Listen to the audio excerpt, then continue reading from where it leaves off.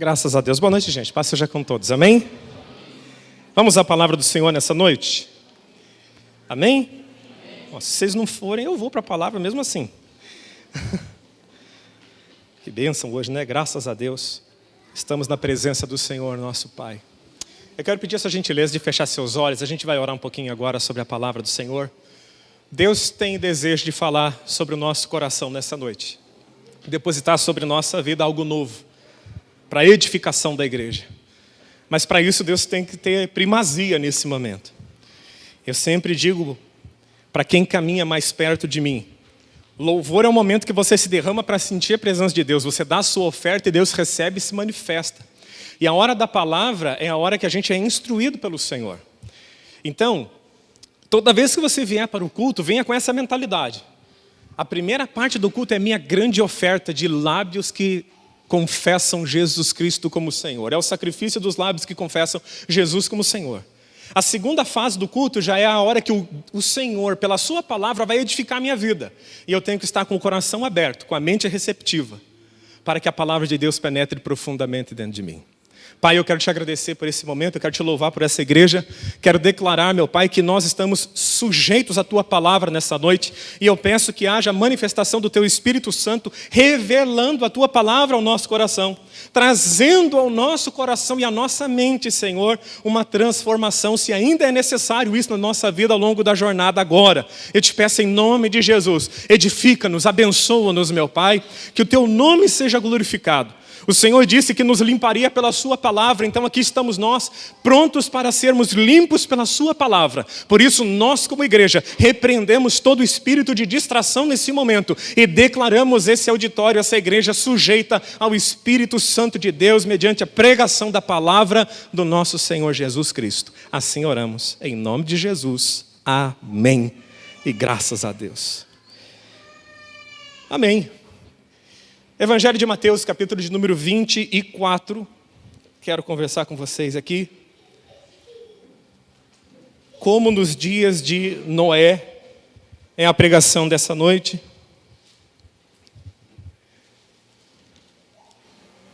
Capítulo 24. Versículo de número 35. 32. 24 do 32 até o 39. Aí se você for achando, você fique livre para dar glórias e graças ao nome de Jesus. Graças a Deus, porque a palavra é dele, não é nossa, né, gente? Amém. 32 ao 39. Amém. Aprendei, pois, esta parábola da figueira. Quando já os seus ramos se tornam tenros e brotam folhas, sabeis que está próximo o verão.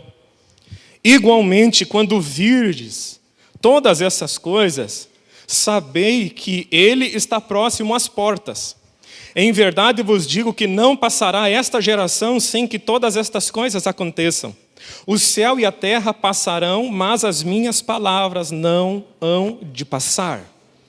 Mas aquele dia e aquela hora ninguém sabe, nem os anjos do céu, mas unicamente meu Pai. E como foi nos dias de Noé, assim também será, assim será também a vinda do Filho do Homem. Porquanto, assim como nos dias anteriores ao dilúvio, comiam, bebiam, casavam e davam-se em casamento, até ao dia em que Noé entrou na arca. E não o perceberam, até que veio o dilúvio e os levou a todos. Assim será também a vinda do Filho do Homem. Amém, gente? Esse bloco de texto aqui que a gente pegou, ele é bem pequeno, perto do tamanho que ele pertence. A unidade de começo, meio e fim desse capítulo, desse trecho que nós lemos, começa no capítulo 24, quando os discípulos fazem 3 perguntas para Jesus. Quantas perguntas? 3. Estando sentado no Monte das Oliveiras, chegaram a ele os seus discípulos em particular, dizendo, é o capítulo 24, verso 3. Dize-nos, quando serão estas coisas? A primeira pergunta. Que sinal haverá da tua vinda segunda pergunta, e do fim do mundo é a terceira pergunta. A primeira pergunta, quando serão essas coisas, é dirigida aos judeus. A segunda pergunta, que sinal haverá da tua vinda, é dirigida aos judeus. E a terceira, qual é o sinal do fim do mundo, a resposta seria para a igreja. Das três perguntas, duas Jesus responde para os judeus, porque é algo que é sinal para eles, e a última pergunta ele responde para nós. No trecho que nós estamos lendo, entra na área que ele diz sobre a igreja, ou para a igreja. O fim dos tempos está chegando. Alguém crê nisso? O fim dos tempos está chegando. Sabemos que quanto mais o tempo passa, logicamente, mais próximo do fim nós estamos. Mas para nós nos situarmos e entendermos quais são as características da geração que vai presenciar o fim, Jesus citou um exemplo. Jesus deixou a pista. Ele diz assim, olha, assim como foi nos dias de Noé, assim também será a vinda do Filho do Homem. A questão era quando é que os sinais, quais sinais são? E para que tipo de povo é esse sinal? Para nós, o sinal é o sinal de Noé. E qual era o sinal de Noé? O que a Bíblia fala especificamente sobre os dias de Noé, que pode nos ajudar a entender se esses dias que estamos vivendo são dias de Noé? Algumas marcas são claras. Primeiro, Jesus disse, comiam, diga assim, comiam, bebiam, casavam-se e davam-se em casamento. Eles estavam vivendo uma vida normal, comendo, bebendo, casando e se entregando ao casamento. Uma geração que estava voltada unicamente pela busca do dinheiro e do prazer.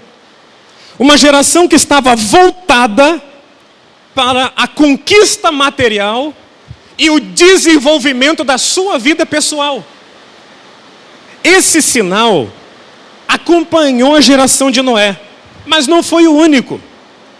Dentro desses sinais, ou dos dias de Noé, a primeira marca é a busca por dinheiro e realização pessoal.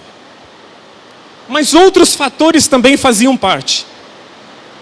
Vocês estão me ouvindo bem aí? Amém. Outros fatores faziam parte.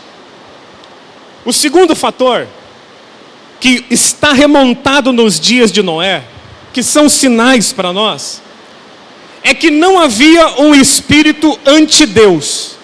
Não havia um desejo contrário de Deus, ou seja, a geração de Noé para trás, ou seja, de Noé indo em direção a Adão, não duvidava da atuação de um Criador, mas rejeitava veementemente a ação de um Salvador. Era como se dissessem assim, ó, Deus Criador eu consigo conceber, mas Ele não pode ditar regras sobre a minha vida. Ele não pode dizer o que é certo e o que é errado. Então, não me venha com essa história de que Deus vai destruir o mundo e que virá julgamento. Eu creio num Deus que cria, mas eu não creio num Deus que queira mandar na minha vida. Ou seja, não eram anti-Deus, eles eram anti-Deus ser o Senhor da sua vida. Parece os nossos dias, não parece? Você conversa com um monte de gente, de várias religiões, e a maioria diz, não, existe um Criador. Existe um Criador bom, seja diversos nomes que dão para Ele. Em várias culturas, não se tem problema de se falar que Deus é Senhor ou que existe um Criador. O problema é quando você toca no nome de Jesus. Não, peraí. Que existe um Deus que criou todas as coisas, eu entendo. Eu consigo conceber. Esse é o pensamento corrente que era o mesmo da época de Noé. Agora, não me vem com essa história que virá julgamento porque Deus não tem autoridade para mandar na minha vida. Esse era o segunda característica da geração de Noé. A terceira característica da geração de Noé, e eu preciso entender quais eram as características desse tempo para me localizar hoje. Porque Jesus disse que o retorno dele aconteceria para nós, igreja, quando os dias fossem iguais aos dias de Noé. Em Gênesis capítulo 4, há uma narrativa muito interessante, que diz assim, ó: E saiu Caim de diante da face do Senhor, e habitou na terra de Nod, do lado oriental do Éden. E conheceu Caim a sua mulher, e ela concebeu, e deu à luz a Enoque. E ele edificou uma cidade, chamando-a pelo nome do seu filho Enoque. E a Enoque nasceu Irade.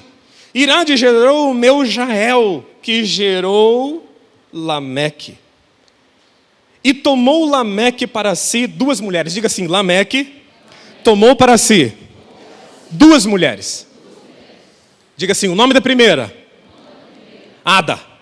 A segunda, Zilá. Muito interessante. Lameque, é um pouco de hebraísmo isso aqui. Lameque tomou duas mulheres para si. E desse relacionamento saíram filhos. E uma moça se nasceu também, chamada Noema. Os dias de Noé começam a ser remontados de Gênesis 4 em diante.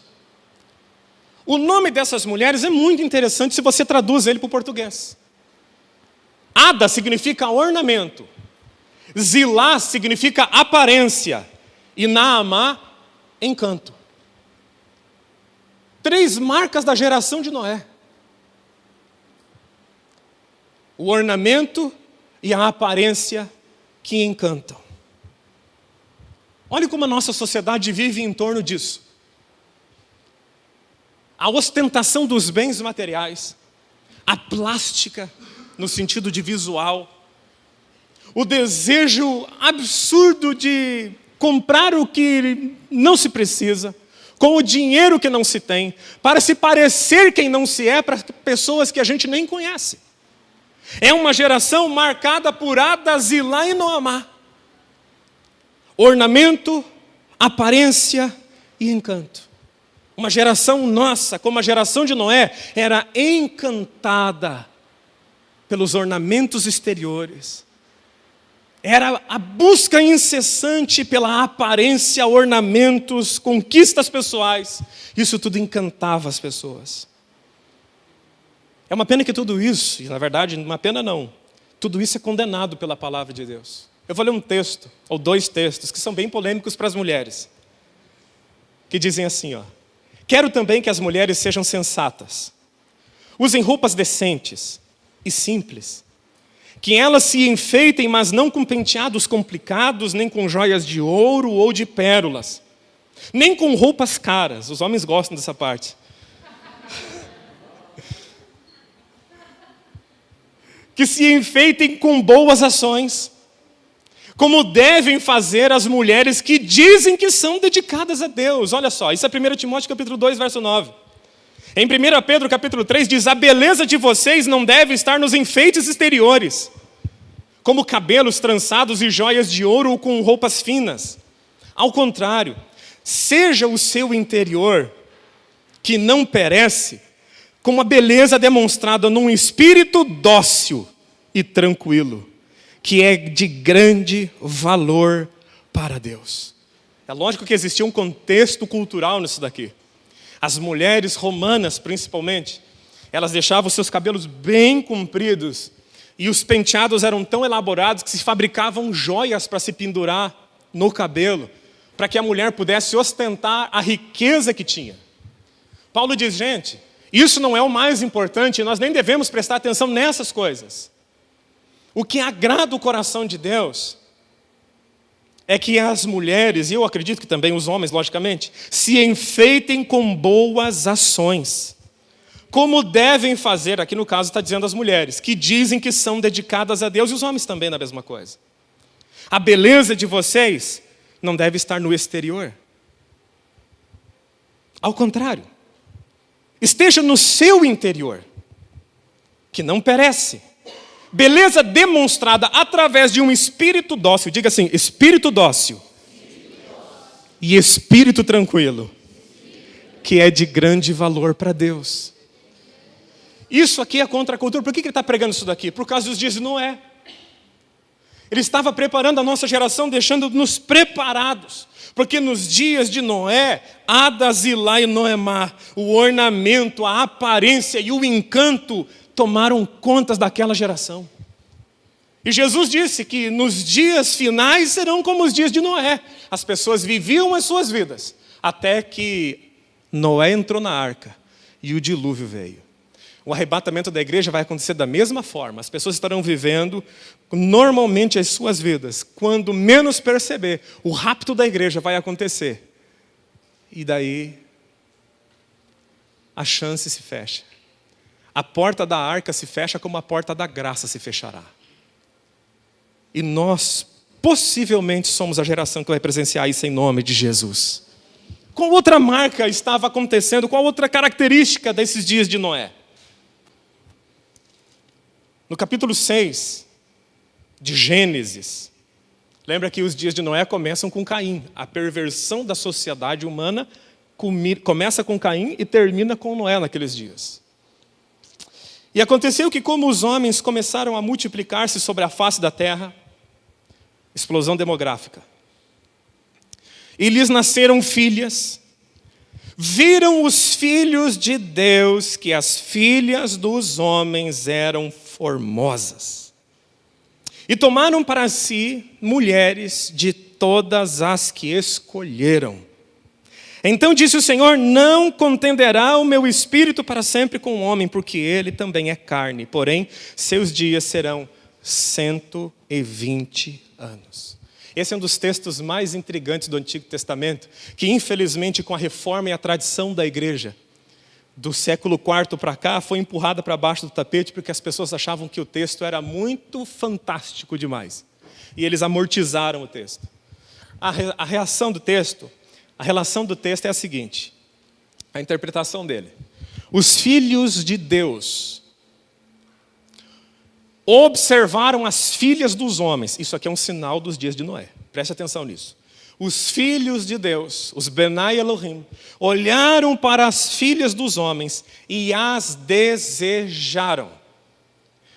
Quando eles desejaram essas mulheres, eles tomaram essas mulheres para si. E com elas tiveram relações íntimas.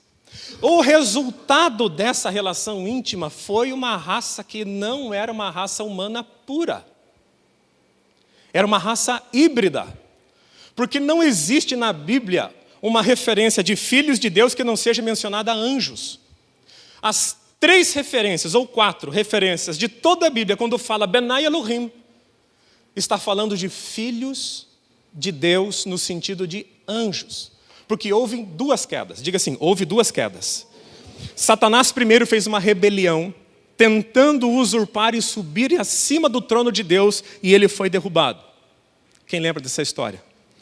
Quem veio na escola bíblica, tempos atrás, ano passado, aprendeu muito sobre isso.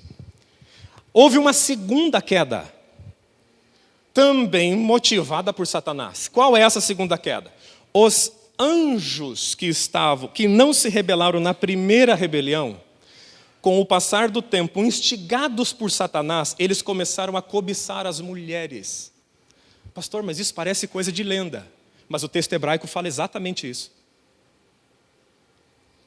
Alguns estudiosos dizem assim, não, filhos de Deus é a linhagem de Sete. Não é. Nenhuma vez na Bíblia a palavra filhos de Deus é aplicada a ser humano. Filho de Deus no Antigo Testamento, que é o texto que nós estamos lendo, se refere a anjos. A segunda queda foi porque esses anjos não guardaram o seu posicionamento espiritual e eles abandonaram o seu estado original e desceram e tiveram relações com mulheres. Estes anjos, diz o apóstolo Pedro, eles estão trancados no abismo, eles não estão soltos. Existem 2 tipos de demônios, os que estão presos, que são estes, e aqueles que caíram anteriormente na rebelião de Lúcifer, esses estão soltos. Esses também instigam doença, rebelião, tudo aquilo que a gente conhece. Agora, estes aqui, Deus os trancou em prisões e eles estão trancados lá. Um dia eles serão soltos, mas nós vamos estar lá em cima. Quem gosta de estudar a palavra do Senhor? Isso é tão interessante que nasceram os Nefilins, os gigantes. Isso aqui é um adendo, só para você entender o que estava acontecendo nessa época. Eram homens poderosos, porque não eram humanos. E quem também fala sobre isso é o livro de Números, capítulo 14. Quando Josué vai defender a entrada na terra de Canaã, os espias falaram, não, nós não vamos entrar lá, mas nem que pague a gente. Nós vimos esses homens, eles são gigantes, eles devoram a si mesmos. Nós, diante deles, somos como gafanhotos, e aos olhos deles também. E Josué dá uma resposta que é incrível quando você lê o texto no hebraico. Não tenham medo, porque a proteção deles foi tirada. Isso é interessantíssimo. A proteção deles foi tirada. A palavra proteção no hebraico significa sombra. A cobertura deles foi tirada. Isso é interessante. Porque só me dá duas possibilidades de entender esse texto. Só duas. A sombra deles foi retirada porque eles não eram humanos. Ou você pode entender do jeito literal. Esses homens se moviam e não tinham sombra. Como algumas lendas, porque toda lenda tem seu fundo de verdade, mas eu vou passar por cima disso e vou para a segunda fase. Ou você entende que eles não tinham sombra, que foi o que Josué percebeu, eles não são humanos. Deus fará com que eles caiam diante de nós, porque Deus é mais poderoso do que eles. Porque se fosse luta homem contra homem, podia restar uma dúvida de que eles vencessem. Mas como Josué identificou, não são humanos, essa raça, Deus vai destruir sobre a face da terra e nós seremos os privilegiados de participar disso. Está em Números 14. Ou você entende que a mão de Deus saiu da vida deles, ou seja, não havia nenhum bem naqueles homens. Não havia nada de Deus na vida deles, porque Deus não os criara. Aquilo ali era resultado de algo extremamente distorcido da antiguidade. Mas o que isso aponta para mim hoje? A mistura de demônios com a raça humana. Eu e você podemos entender da seguinte maneira hoje nos nossos dias, já que eles estão presos. A atração da nossa geração pelo ocultismo cresce absurdamente ao longo dos anos. Isso é, definitivamente, uma das marcas dos dias de Noé. Uma das características dos dias de Noé. Quem entendeu até aqui, diga graças a Deus. Enoque, pouco antes de Noé, profetizou a vinda do Senhor, mas a sua pregação foi ignorada. Isso nos é revelado no Novo Testamento. Judas diz assim, foi Enoque, da 7ª geração a partir de Adão. Noé é a 10ª. Que há muito tempo profetizou isso a respeito deles. Olhem, o Senhor virá com muitos milhares dos seus anjos para julgar a todos. Ele virá a fim de condenar a todos que não querem saber de Deus, por causa de todas as más ações que praticaram e por causa de todas as palavras terríveis que estes pecadores incrédulos disseram contra Deus. Ou seja, a pregação de que o Senhor viria e que haveria um dia de prestação de contas foi anunciado, mas foi negligenciado. Já pregou para alguém que não deu a mínima para a sua pregação? Dureza isso. Você percebe que os dias de Noé se manifestam. E nenhuma outra geração antes da nossa viu tão claro, a não ser a geração de Noé, a manifestação destes sinais. Você diz que Jesus está voltando e que esta era vai terminar. E as pessoas ouvem por aqui e saem por aqui. Que Deus nos abençoe pelo poder do Espírito Santo de ganhar o máximo de almas possíveis para o reino do Senhor. Afinal de contas, Jesus está voltando. Alguém crê nisso?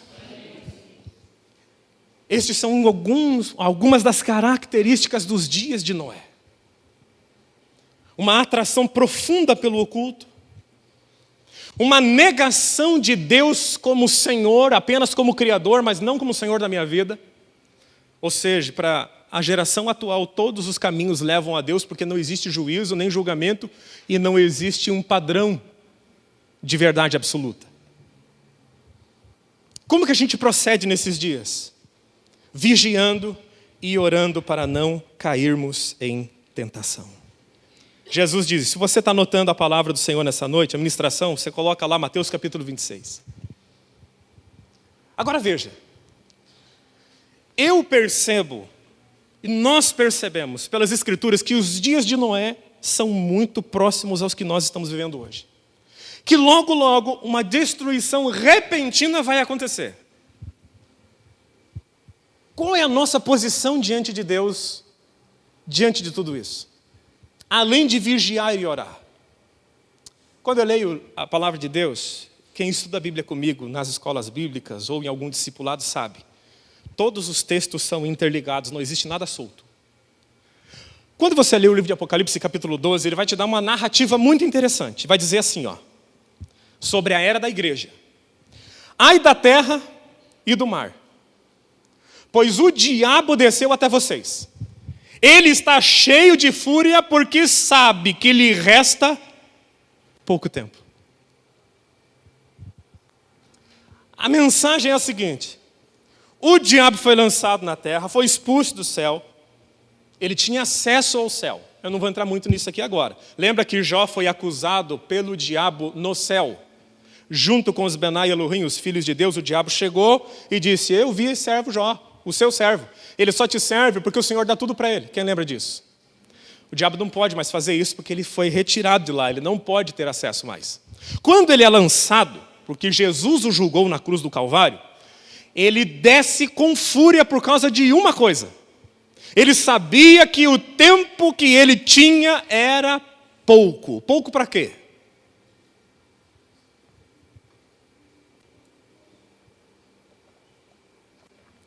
Qual é o pouco tempo que ele tem? Para que ele está com pressa e com muita fúria para resolver de uma vez? Qual é o tempo curto? É o tempo que ele tem da época que ele foi lançado até a época da volta de Jesus, para que ele possa destruir o máximo da criação de Deus e corromper o máximo dos homens possíveis, porque ele sabe que o tempo dele é curto. Quem já se atrasou para fazer alguma coisa na vida? Oxa! Fala a verdade. Quando o atraso faz a gente fazer coisas maravilhosas. A gente se arruma numa velocidade tão grande. Quando você tem que estar num lugar, você sabe que você não pode atrasar. Rapaz, é rápido. É ou não é? Você consegue se virar nos 30. Por causa do quê? O senso de urgência que toma o teu coração te faz acelerar. E também é verdade que quando a gente tem muito tempo, a gente também se atrasa, não é verdade? A gente se perde naquela lentidão. Tem dia que você está com a agenda tão apertada, você consegue fazer tudo. Mas tem dia que você está com a agenda folgada, você acaba esquecendo um compromisso que você não podia esquecer. O diabo é lançado do céu e ele sabe que o tempo dele é curto para corromper o máximo de pessoas. E para o máximo de estrago poder fazer sobre a criação de Deus. Agora, nesse cenário, aonde estamos vivendo os dias de Noé, aonde até o diabo sabe que os dias são poucos, pouco tempo resta até a volta de Jesus. Quem vai ser arrebatado, diga graças a Deus. Amém. Tempo resta. Quando você está com fome e você se atrasa, você sabe que você tem que cumprir um horário, você precisa tomar banho, se arrumar e chegar em um lugar, e o tempo está curto. Você para assistir televisão?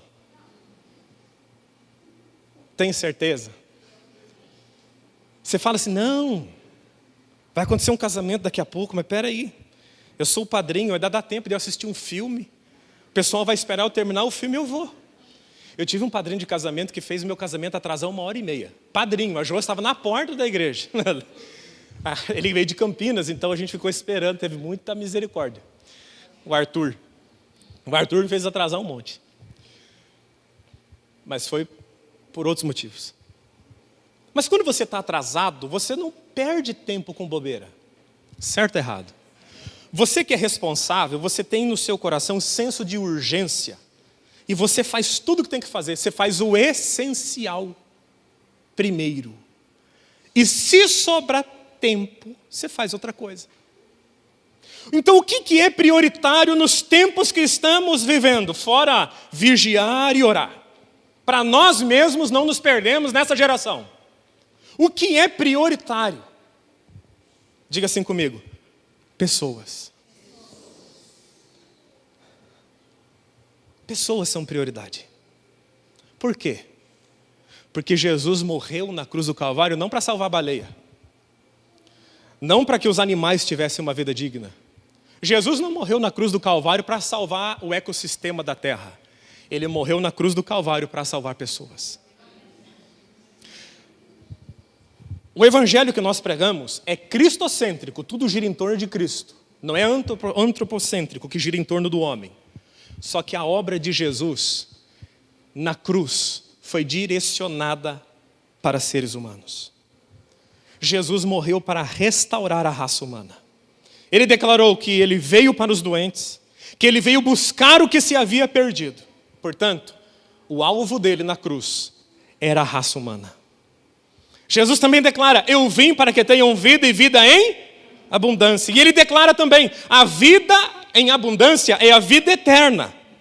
E a vida eterna é que te conheçam a ti, por único e verdadeiro Deus, e a Jesus Cristo, a quem enviaste. Se eu entendo, assim como o diabo entende que os tempos são curtos, eu não posso gastar tempo com aquilo que não é essencial. Lembra que falamos semana passada sobre prioridades? Quem lembra disso? Prioridades. Para Deus, pessoas são prioridade. Um dia você não estava no meio do reino de Deus ou debaixo da unção de Deus, certo ou errado?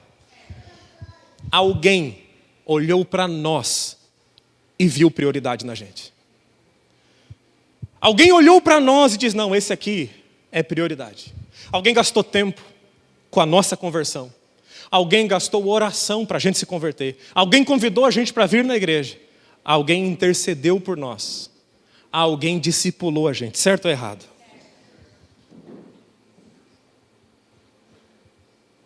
Se os tempos são curtos e há um senso de urgência, pessoas são fundamentais. Diga assim, pessoas são fundamentais. A Bíblia diz que Jesus quer salvar a todos. E quando a gente fala de pessoas, a gente tem que entender algumas coisas. Primeiro, tudo é importante. Diga assim, tudo é importante. Nunca foi tão essencial na nossa época quebrar velhos paradigmas. Quem é crente há mais de 20 anos aqui? Oxa! O que se falava antigamente que a gente costumava ouvir? Quando a pessoa subia, vocês vão lembrar disso, não precisa nem falar. A pessoa subia, cantava. Lembra disso? Teve uma época que tudo era playback, quando fizeram um CD, era muito interessante aqui. Todo mundo queria cantar playback na igreja. E tinha alguns que não cantavam bem. Vocês lembram disso? Vocês dão risada, porque vocês lembram do passado de vocês. E a pessoa subia, antes de fazer qualquer coisa, ou no final, ela dizia uma célebre frase. Qual frase era? Hã?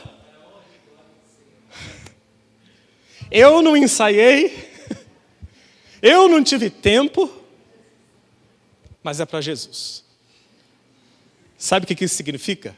Eu vou traduzir para vocês. Eu vou fazer de qualquer jeito, mas eu não quero que vocês me julguem, porque eu estou fazendo para Jesus o qualquer jeito. Esse foi o paradigma que nós herdamos. Como se Jesus fosse aquele que aceitasse qualquer coisa. Como se Jesus fosse aquele que não fosse digno de um ensaio decente, que não fosse digno de nada. Se os dias de Noé são os nossos dias, e nós vemos pela Bíblia que são. Se nós vemos que falta um pouco tempo para a manifestação de Jesus e o arrebatamento da igreja, pessoas são prioridades. E quando eu falo de pessoas, primeiro eu preciso entender. Tudo é importante. Nós temos que encarar tudo como se fosse muito importante, porque é. O velho paradigma dizia assim, olha, eu vou fazer uma porcaria, mas é para Jesus. O novo paradigma que a gente tem que colocar no nosso coração é aquilo que Davi disse, eu nunca darei a Deus algo que não me custe nada. Quem compreende, diga graças a Deus. Eu vou fazer para Deus e vou fazer com excelência, porque Ele merece e porque eu tenho um alvo, eu preciso ganhar pessoas. Jamais oferecerei algo que não me custe nada. Se não for o melhor, eu vou me esforçar para fazer o melhor. a melhor aula, a melhor pregação, o melhor louvor, o melhor serviço diaconal, a melhor regulagem de som, porque o nosso foco é a salvação de almas e tudo é importante. Eu adoro a Deus e eu sirvo pessoas. Eu adoro a Deus, eu sirvo pessoas e eu ganho pessoas. Quem compreende, diga graças a Deus. Isso que tem que ser estabelecido no nosso coração. Aqueles velhos paradigmas que tá bom de qualquer jeito, que tá bom de qualquer maneira, que tá bom do jeito que for, não serve. Quem já foi em algum show, algum concerto assim, de música? Como é que estava o som lá? O pessoal estava tocando bem, estava tocando mal? O pessoal ensaiou ou não ensaiou?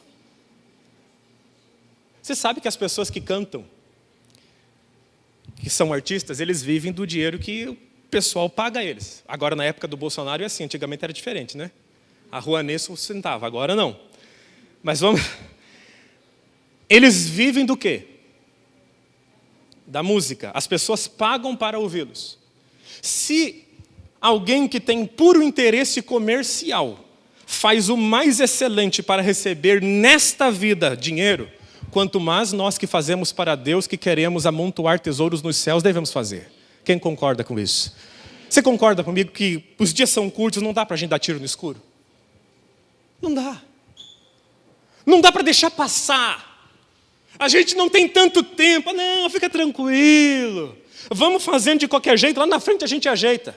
Diga assim, em nome de Jesus, 2020, na minha vida, na minha casa, na minha igreja, é o ano de dar o melhor para que Deus seja glorificado, para que pessoas sejam salvas e para que a sociedade veja Jesus através da minha vida. Quem concorda, aplauda o nome de Jesus.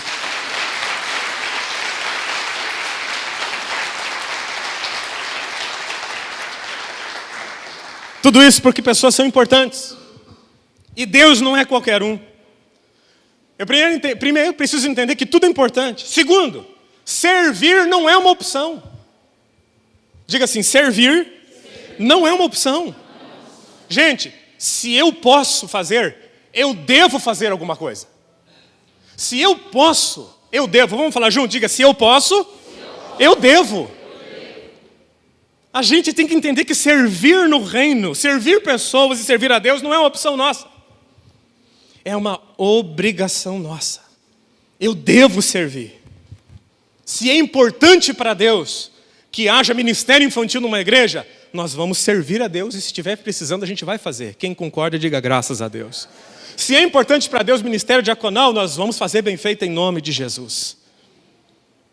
As pessoas, nós, precisamos compreender que a urgência do momento demanda que façamos o que vier na nossa mão da melhor forma possível.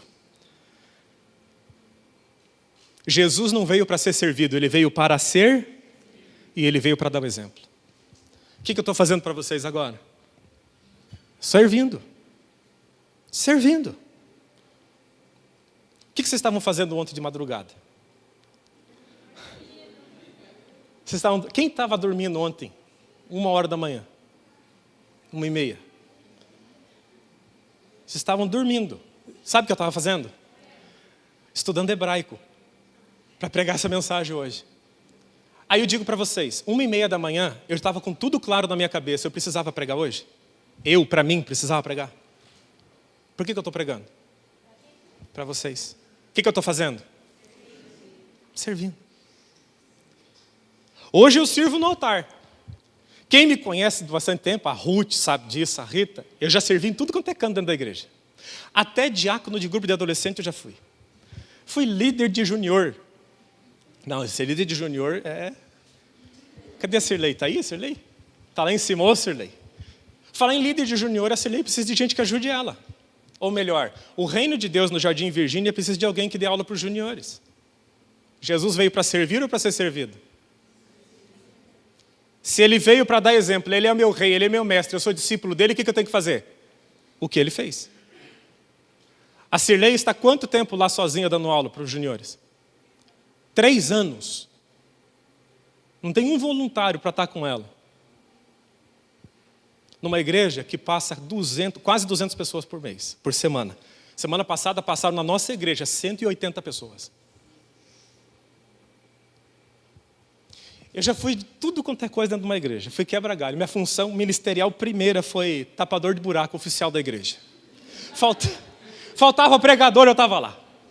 Faltava música, eu ia lá. Nunca me esqueço de um dia que o Lorival, o irmão do Daniel, que tocou a bateria aqui, perguntar para o Lorival que dá aula para a Letícia, ele vai lembrar disso. Faltou tecladista, quarta-feira na igreja tinha um culto de empresários. Isso, meu irmão, é muito tempo atrás. Eu estou com 35, eu tinha 12 na época, só para você ter ideia de quanto tempo atrás era. E era esse teclado que me acompanhava. Esse teclado é pesado. E agora, eu sou um pouco mais gordo do que eu era antes. Eu era bem magro. Quarta-feira, 7h15 da noite, toco o telefone na minha casa. O tecladista não pode vir. Você vem? Sabe onde que estava meu pai? Meu pai que levava a gente de carro para a igreja, 3 quilômetros de distância, 3,5 quilômetros, estava trabalhando. Sabe o que eu fiz? Olhei para minha mãe e falei, dá para ir? Dá. Estava chovendo. Coloca-se o teclado no bag, na bolsa, bota o teclado aqui, um guarda-chuva aqui, 3,5 quilômetros de a pé. E ministra no altar. Eu estou falando isso só para te inspirar. Hoje eu sirvo no altar. Hoje. Mas eu servi de várias outras formas. Não existe trabalho na casa do Senhor que seja indigno. Indigno é nunca fazer nada para Deus. Isso é indigno. Indigno é não conseguir fazer nada para o reino. Se nós entendemos que os dias que estamos vivendo são dias de Noé, já te expliquei isso. E se entendemos, assim como o diabo entende que os dias são curtos, há um senso de urgência. E esse senso de urgência demanda que eu possa servir o reino aonde eu estiver. Quem compreende, diga graças a Deus.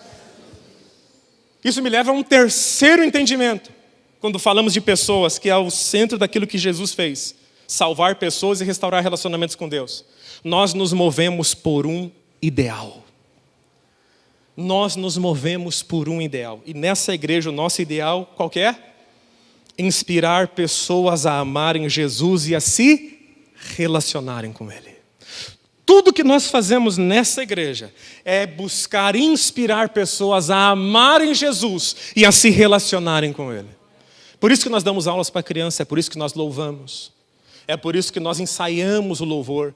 É por isso que nós organizamos a estrutura da igreja. É por isso que os diáconos olham os carros lá fora quando você está aqui dentro. É por isso que tem professora dando aula para a criança. Para que no final de tudo isso, o máximo de pessoas seja inspirado a amar Jesus e ter um relacionamento profundo com Ele.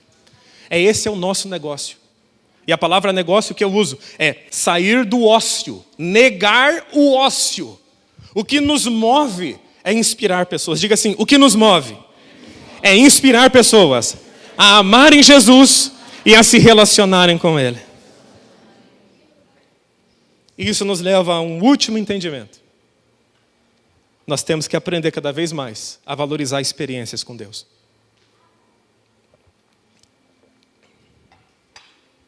Cada vez mais nós temos que valorizar a experiência com Deus. Se eu te conto uma história, e eu sou bom para te contar uma história, se eu for bom para te contar uma história, eu consigo te convencer por um certo período de tempo naquela história. Mas se Jesus dá um toque no seu interior, isso é suficiente para você andar toda a sua vida terrena sem olhar para trás e sem largar a mão do arado. Quem já teve uma experiência real com Jesus? De verdade. Que Jesus tocou em você, dentro de você. Amém. Não foi um divisor de águas na sua vida?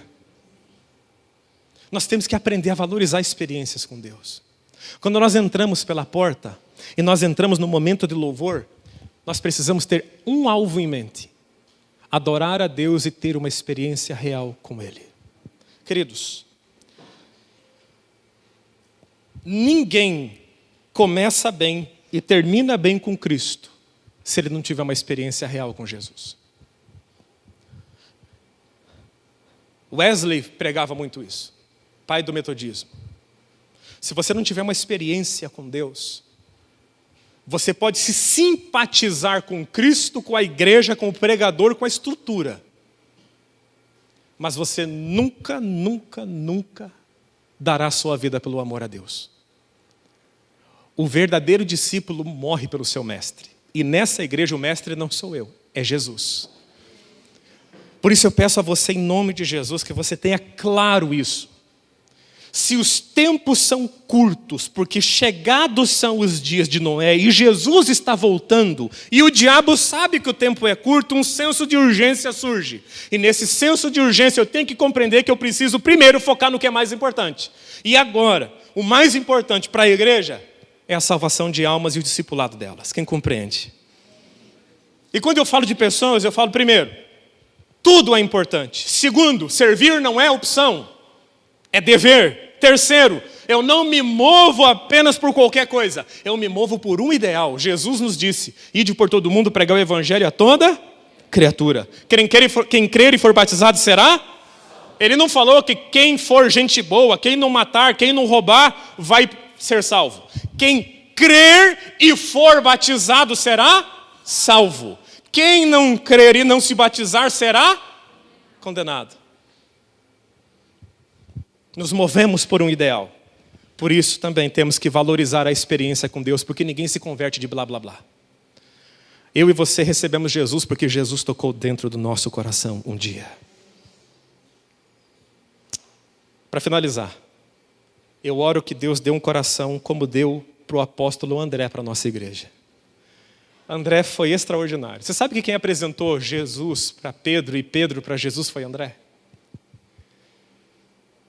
André viu Jesus, contou para Pedro, e ele falou, achamos o Messias. E Pedro falou, onde é que ele está? Onde é que ele está? Olha a resposta, vem e veja.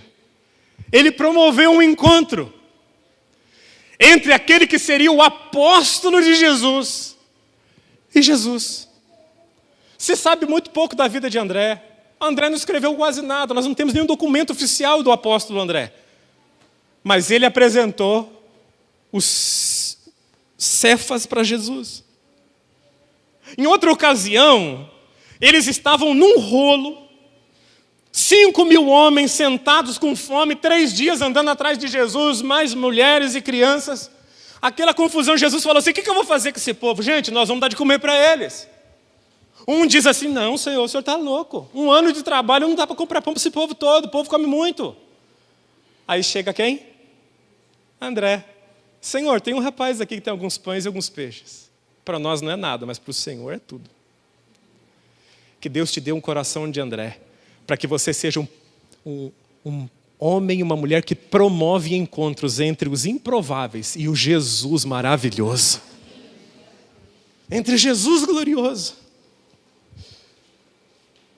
E que nisso tudo, olhando que tudo é importante, que servir é a minha obrigação, que nos movemos por um ideal e valorizamos a experiência, criamos ambientes favoráveis para a conversão de massas em nome de Jesus, de muitas pessoas, para a glória do nome de Jesus. Talvez essas muitas pessoas comecem na sua casa, e assim seja em nome de Jesus. O fim se aproxima. Qual é a nossa reação? O fim está chegando. E o que a gente vai fazer? Eu vou pedir para o Alan, que está correndo lá atrás, Alan, apaga as luzes da igreja, deixa só aqui. Eu já vou encerrar, orando. Qual é a nossa reação diante dessas coisas? Queridos, Jesus disse o seguinte, em outras palavras, sabe como eu me sinto? Como aquelas crianças que tocavam flautas e falaram assim, poxa gente, a gente tocou flauta, música alegre, vocês não dançam. Nós também tocamos músicas de pranto, de lamento e ninguém chora. Será que Jesus vai se sentir assim no nosso meio, aqui na igreja nossa? Quando a pregação não causa efeito em ninguém. Quando Jesus diz, eu toco flauta, vocês não dançam, os meninos da parábola. A gente toca lamento, vocês não choram. Uma geração que não reage. O que vai acontecer agora? Estamos encerrando. São 19h53. Daqui a pouco vai acabar o culto. A gente vai comer, vai beber. As crianças vão voltar para a aula amanhã.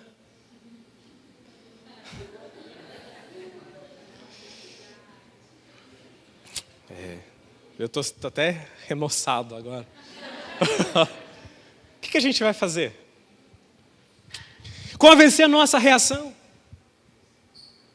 Olhando ao nosso redor, sabendo que existem parentes, amigos nossos que estão caminhando para o inferno.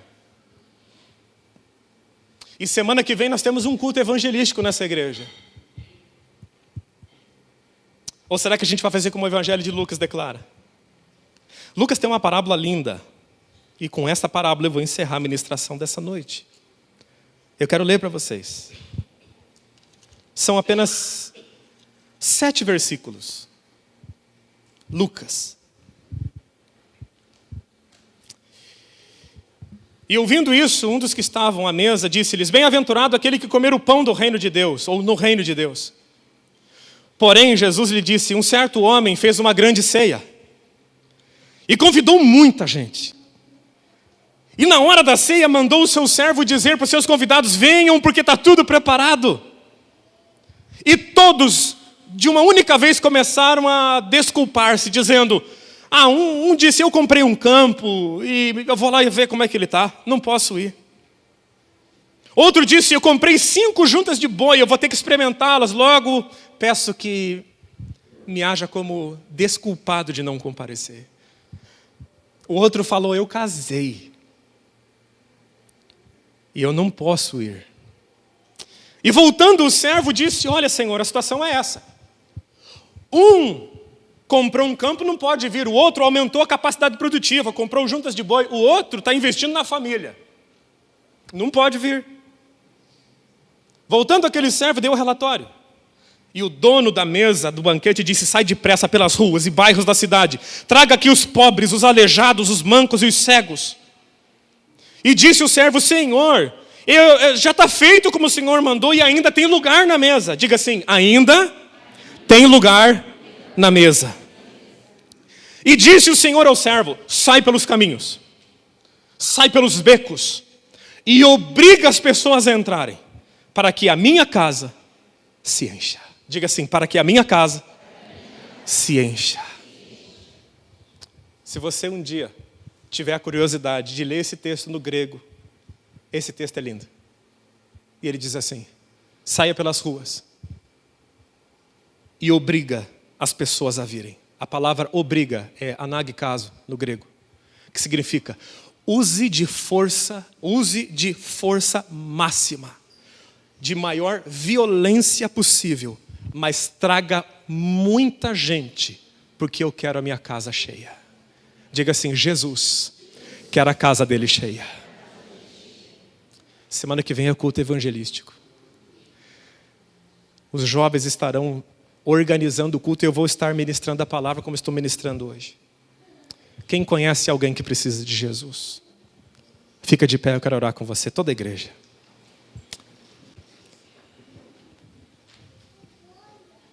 Os dias de Noé chegaram. O dilúvio vai vir, o arrebatamento vai acontecer.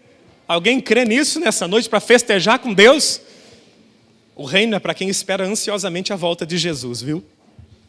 Ele está voltando para cumprir o que ele disse, que nos levaria para um lugar que não teria choro, nem pranto, nem ranger de dentes, aonde ele enxugaria do nosso rosto toda lágrima, aonde nós andaríamos em ruas de ouro e veríamos Deus como ele realmente é.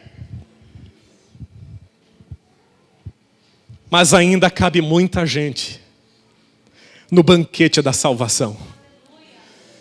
Cabe muita gente nessa igreja ainda. E Jesus nos dá um recado nessa noite. Os dias de Noé chegaram. Assim como o diabo sabe que pouco tempo resta, vocês têm que agir da mesma forma. Então, anagkazo, façam uma força violenta, mas tragam o maior número de pessoas, como André fez, para ter o encontro com Jesus Cristo. Quem recebe essa palavra sobre a sua vida, diga graças a Deus. Deus vai te dar poder nessa semana para você trazer alguém para a casa do Senhor no próximo domingo. E a casa do Senhor vai estar mais lotada do que está hoje, em nome de Jesus. Pastor, mas e se vier muita gente estranha? Eles não são ameaça para nós, eles são a nossa missão. Pastor, mas se vier gente que a gente não gosta de jeito diferente, eles são a nossa missão, eles não nos ameaçam. Jesus veio para quem estava perdido. Você foi alguém perdido um dia. Eu fui alguém perdido. Jesus nos encontrou. Agora Ele conta comigo e com você, Andrés, para apresentarmos o maior número de pessoas para Ele dizer: gente, está aqui, o que Jesus vai fazer eu não sei. O menino está aqui, Senhor. Cefas está aqui, Pedro está aqui. O que o Senhor vai fazer com ele eu não sei. Mas eu estou apresentando ele ao Senhor. Você vai fazer isso em nome de Jesus essa semana. E Deus vai te dar poder espiritual para você trazer alguém com você no culto de domingo que vem. E essa pessoa vai aceitar Jesus, vai mudar de vida em nome de Jesus. Vai haver transformação no coração dessa pessoa. Pastor, quem que eu devo trazer? Quem está desviado, quem não tem Jesus e quem está preso na religião você tem que trazer. Para que sejam livres, porque se o Filho libertar, verdadeiramente será livre essa pessoa. Aonde que Jesus vai estar domingo que vem, pastor? Durante o dia, não sei. Eu sei que 18h30 ele vai estar aqui. Para salvar pessoas, para curar pessoas, para transformar pessoas. Que eu e você vamos orar e vamos batalhar para que seja um grande culto e Deus se manifeste de maneira tão poderosa. Que Deus seja glorificado com a salvação das almas. O tempo está perto, está curto. Quem sabe eu estou falando com alguém aqui nessa noite que nunca teve uma experiência com Jesus. E que está levando a vida como nos dias de Noé. Na busca pelo dinheiro e pelo prazer apenas. Eu quero falar para você diretamente agora. Jesus Cristo está voltando e Ele tem interesse que você seja arrebatado para que viva com Ele a eternidade toda. Jesus não vai tomar nada de você que presta. Tudo que Ele quer tirar da tua vida é aquilo que te desgraça. Ele quer tirar as suas dores, a sua ansiedade, a sua depressão, as suas inquietações e dar paz a você. Jesus Cristo não veio para te condenar, Ele veio para te salvar. Eu não vim para destruir, eu vim para edificar, Jesus declara. Eu vim para que tenham vida, não para que tenham morte. Jesus está de braços abertos para você. Se nessa noite você reconhecer Jesus como o Senhor da sua vida e declarar com a sua boca e tomar uma decisão real de descer as águas do batismo como um sinal público, você é um grande candidato a reinar com Cristo pela eternidade. Crer verdadeiramente te salva, trabalhar por Cristo te dá o reino, são duas coisas diferentes. Eu quero orar com toda a igreja nessa noite. Os dias de Noé estão aí. Eu te mostrei 5 evidências dos dias de Noé. 6. E todas são contemporâneas ao nosso tempo. Jesus está às portas. Por isso o apóstolo Tiago chega ao ponto de dizer: nunca seja tão arrogante ao ponto de falar, diz a palavra, ano que vem nós iremos a tal cidade, negociaremos, ganharemos dinheiro. Ele declara: você não sabe o que será da sua vida. Nós cristãos temos o hábito de dizer: se Deus quiser. Por um único motivo: Jesus pode voltar a qualquer momento para arrebatar a igreja. Os sinais para os judeus são um. Lembra do início da mensagem? Os sinais para os judeus são uns, para a igreja são outros. Qual é o sinal para a igreja? Os dias de Noé. O arrebatamento da igreja não tem data para acontecer. Não precisa cumprir sinais antes. Basta olhar a geração, você vai identificar. Dias de Noé. Eu quero orar com você. Eu quero de verdade que 2020 você prospere em todas as áreas da sua vida. Mas eu também oro para que você seja avivado pelo Espírito Santo em 2020. E que você seja tocado por Deus em 2020. E você viva uma vida viva de verdade. Alegria não de Facebook, não de aparência, mas uma alegria real dentro do teu coração. Porque Jesus morará dentro de você e se manifestará através da sua vida. Nós vamos orar agora, em nome de Jesus, para que Deus avive a nossa fé, para que nos movamos, porque os dias são maus e há pouco tempo para trabalhar. A tua família não pode ir para o inferno. Você não pode aceitar um negócio desse. Como é que você pode aceitar que o teu irmão que jogava bola com você quando era criança arda no fogo do inferno a eternidade toda? Como é que você pode aceitar que a tua mãe que te criou, que te pegou no colo, que te deu o leite, vá para o inferno? E como é que você consegue dormir sem orar por essa conversão? Como é que você consegue saber que você pode ter filhos que você pegou no colo, que nesse momento, se Jesus vier, não estarão no seu lado. Como nós podemos ter projetos tão grandiosos se nós não conseguimos ainda ganhar a nossa casa? Há muito sucesso financeiro para você em 2020, você pode ter certeza. Porém, creia, isso não vai te dar felicidade absoluta. Sabe o que vai te dar uma alegria tremenda? É você desfrutar do sucesso financeiro que Deus vai te dar e ver a tua família se rendendo aos pés de Jesus Cristo, nosso Senhor. Você não pode brincar com isso, nem eu. Nem eu. Nós temos que orar e trabalhar para que pessoas sejam salvas. Eu quero orar com você agora. Você que tem gente na sua casa que, se Jesus voltar hoje, você sabe, essa pessoa não vai. Eu quero orar com você. Essa é a primeira oração. Essa pessoa que vem na sua cabeça agora, nós vamos orar por ela em nome de Jesus. E você vai lançar uma palavra de vitória, uma palavra profética, e você vai orar, e você vai pedir para o Espírito Santo convencer essa pessoa do pecado, da justiça e do juízo. E você vai convidar essa pessoa para vir para o culto. Deus vai fazer uma obra na vida dessa pessoa. Vamos orar. Senhor, em nome de Jesus, nós vimos pela Tua palavra que os dias de Noé chegaram. São dias contemporâneos.